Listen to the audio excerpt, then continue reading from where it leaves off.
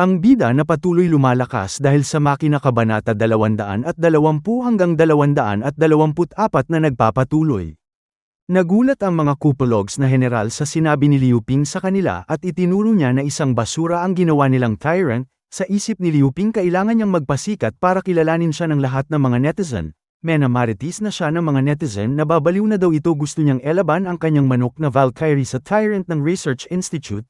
Nakilala ni Zero ang nanghamon sa kanila si Liu Ping ng bahay ni Lolo.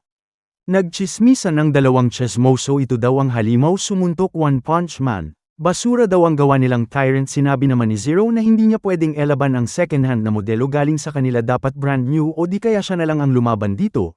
Hindi daw nito kailangan lumaban. Pinakilala ni Liu Ping si Teacher Valkyrie, katulad daw ito sa proyekto ng Research Institute. Sinuntok ni Tyrant si Teacher Valkyrie kaso sinalulang ito at tinawag pa siyang maliit na aso. Siya naman ang bamanat dito, napa-array kopo na lang si Tyrant dahil nabigwasan siya. Nagulat ang mga netizen sa napanood nila, nakakatakot daw ang teacher. Hindi makapaniwala si Zero na natalo ang alaga nitong aso.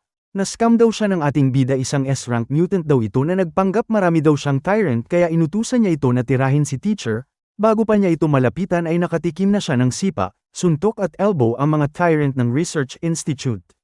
Nagulat ang mga netizen dahil naubos ang mga tyrant, hindi lang daw isa kundi 3 Valkyrie. Parang totoo daw nagpapalakas din ng tao ang bahay ni Lolo. Hindi ma-analyze ni Zero anong klaseng bagay ginamit dito. Tumawa lang si Liu Ping, malalakas daw ang manok nito kaya sumuko na lang ang Research Institute sa plano nitong tyrant. Samantala sa opisina ng military, pinapanood nila sa CCTV ang lakas ng Valkyrie. Hindi daw ito kapani-paniwala, hindi na nila kailangan magduda pa sa taglay na lakas ng bahay ni Lolo. Sa Research Institute naman humanga si Zing Changsen dahil nakakagawa si Liu Ping ng S-Class Mutant. Nagkamali daw ito sa pag-iwan kay Valkyrie, kailangan daw niyang magpasalamat dahil tinulungan siya ng ating bida sa problema niya.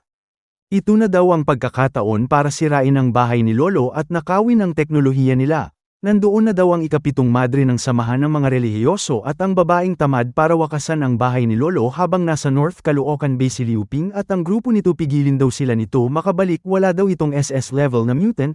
Sinunod naman ito ni buwayang babae na isa sa 7 Deadly Sins vice captain ng unang team. Sa kwarto ni Sintong nagpapanik si Cecilia dahil hindi niya ito makita. Pakiramdam niya ay iniwan siya sa ere nito.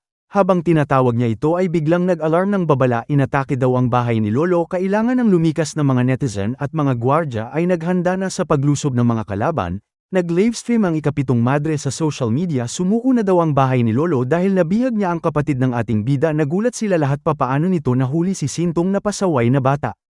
Hinati nila yung mga gwardya, isang magbabantay sa bahay ni Lolo at isa na lalaban sa ikapitong madre. Si Commander Long Suwan ang mamumuno dito.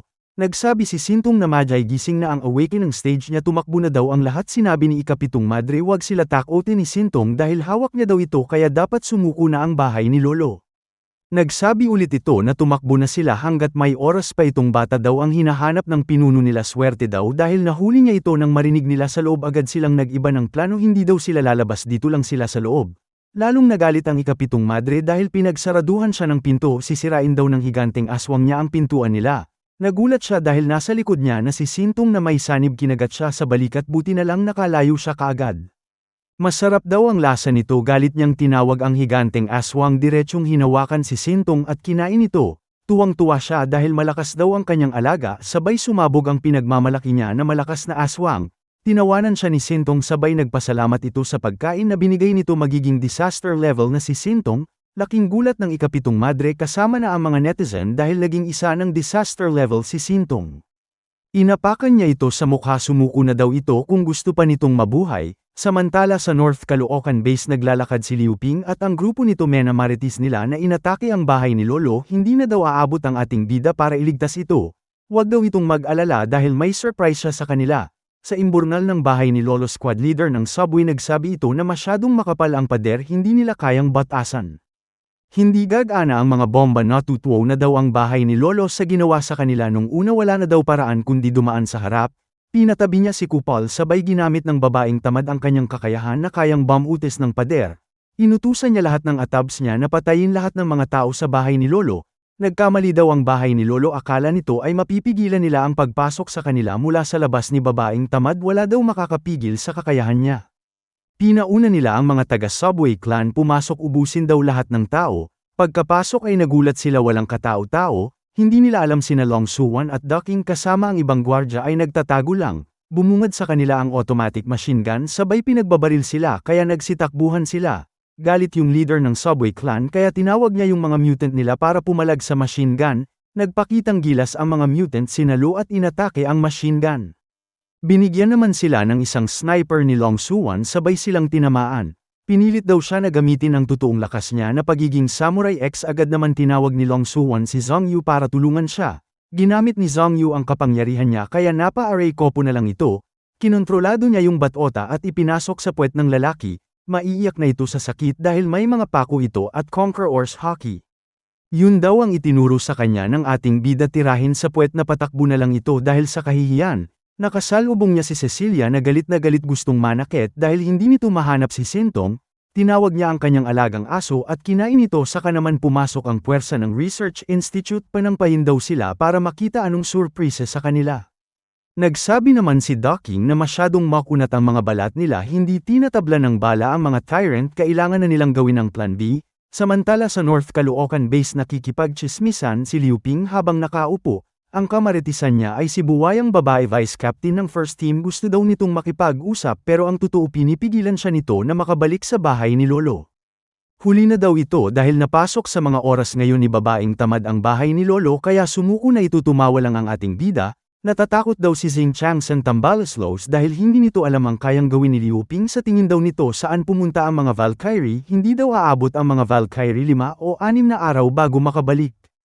Ang isipin daw nito ay gangbang siya dahil nandito na si Junjun No. 1 na mutant sa buong North Caloocan Base puro bakal ang katawan nito at Major General din ito. Siya daw si Junjun na pinakamalakas na mutant sa military isa itong SS level mutant nagulat si buwayang babae sa kanila at nagbigay ng utos si system na depensahan ang bahay ni Lolo. Kahapon si Liu Ping at Junjun na nagyabang ito nagiging SS level mutant siya ng sandalian lang kung kaya daw nitong saluhin ng suntok saka lang siya maniwala na SS mutant rank ang ating bida kaya binigyan niya ito ng isa.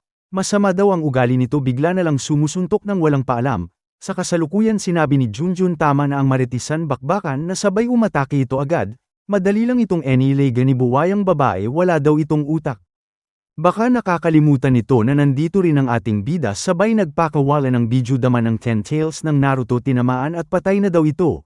Parang may mali daw nagulat si Liu Ping dahil nasa likod niya na ito. At sinaksak sa likod ng ating bida gamit ang chakra kaso napigilan ng octopus na kamay walang duda daw isang SS level mutant si Liu Ping, hindi sila makapaniwala na hindi ito tinamaan tinulungan naman siya ni Junjun tinulak niya ito. Sabay tumilapon diretsyong tumagos sa pader tinamaan niya daw ito pero parang wala lang sa kanya malakas daw si Junjun SS level mutant ng military, napaisip si Liu Ping anong kakayahan nito sinabi ni buwayang babae dapat matakot ang ating bida dahil kayang mag-teleport ni babaeng tamad, nagulat ito sa narinig niya kahit gaano daw katibay ang bahay ni Lolo mapapasok ito sa looban gamit ang teleport. Sumagot si Liu Ping akala daw nito sila lang ang may teleport mayroon din siyang ganun nagulat si buwayang babae sa narinig niya. Samantala sa bahay ni Lolo matinding bakbakan ang nangyayari na pasok na ang ikalawang depensa aatras na sila sa ikatlong depensa wala daw kwenta ang machine gun sa mga tyrant, sinabi ni Long Suwan kumagit na sila sa bitag ang malalakas daw na tao ng bahay ni Lolo ay namamasyal sa labas, nagulat si babaeng tamad dahil biglang napuruhan ang tyrant sa harap. Dumating na ang mga Valkyrie ang matinding backup ay nandito na. Nagulat na naman si babaeng tamad dahil may portal din daw ang bahay ni Lolo sabay sinakol ni Valkyrie ang dalawang tyrant gamit ang suso, yung dalawa naman ay pinaputukan sila at sinakasalamin na Valkyrie ay ginawang dalawa yung isa madali lang daw naubos ang isang squad ng A-rank mutant na tyrant sinama niya. Madali lang daw napatay ang mga tyrant kaya inutusan niya yung natitira na samahan siya para tapusin ang kalaban paglapit nito ay nakatikim ng hiwa sa katawan ang tyrant, at pinaputukan na naman sila ng dalawa sa likod. Sinikmuraan ni Valkyrie yung isa sa mga tyrant, pinagbabaril nila si Valkyrie para patumbahin ito, sa kasamaang palad hindi ito 10 ablans sabay pinisa ang ulo ng dalawang tyrant, nagulat si Valkyrie hindi pa patay ang mga tyrant tin-alien siya nito. Ito daw ang sekretong lakas ng tyrant na kayang pumalag sa SS level mutant katapusan na daw ng bahay ni Lolo, nagulat ang babaeng tamad dahil binitawan si Valkyrie at sinunod ang utos nito na igapos si babaeng tamad. Iniisip nito paano nila sinusunod si Valkyrie na parang tatay nila natandaan niya na si Valkyrie pala pinakaunang nilikha ni Xing Changsan Tambaloslos ginawang modelo para magawa ang tyrant. Nag-chat si System na tagumpay ang pagdepensa sa bahay ni Lolo, nakatanggap siya ng 5,000 cash puntos na wala ng signal si babaeng tamad, na bigo daw sila na pamura na lang si buwayang babae. Papaano daw nangyari yun? Nandito daw ang malalakas na membro ng bahay ni Lolo. Ano daw ang ginamit nitong paraan para makapunta ng mabilis ang mga Valkyries? Ang alalahanin daw nito ay ang sarili dahil gangbang siya sa ating bida. Ang kapal daw ng mukha nito na maliitin siya. Ginamit ni Liu Ping ang Kamehameha. Pakiramdam ng ating bida ay tumigil ang oras, nasa likod na pala niya ito, buti na lang ay nasalo ni Junjun ang chakra na espada. Kahanga-hanga daw ang kunat nito, hindi tinatablan.